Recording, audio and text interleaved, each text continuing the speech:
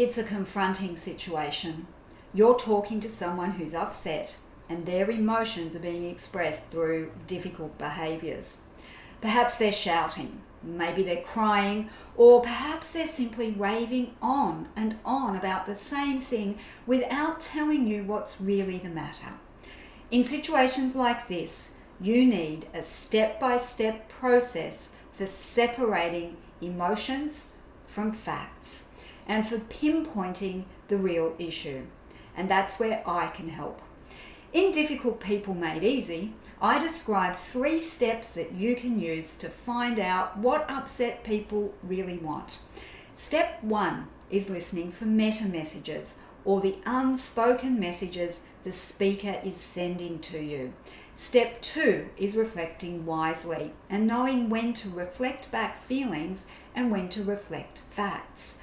And step 3 is asking a strategic what question to redirect the conversation. Let's look at each step in more detail now.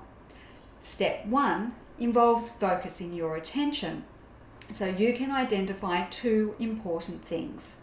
Firstly, what is the other person feeling? And secondly, what is the actual problem from their perspective?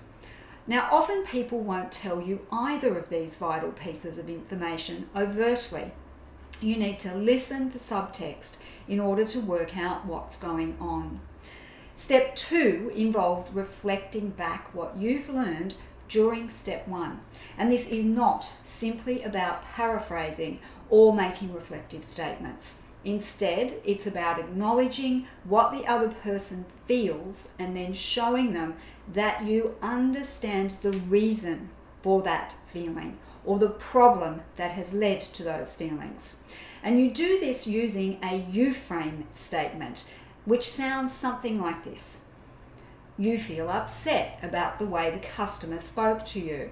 Or, you think we should have a better referral process because the one we're using is frustrating customers and they're shouting at you. And finally, you need to redirect the conversation as quickly as possible in step 3.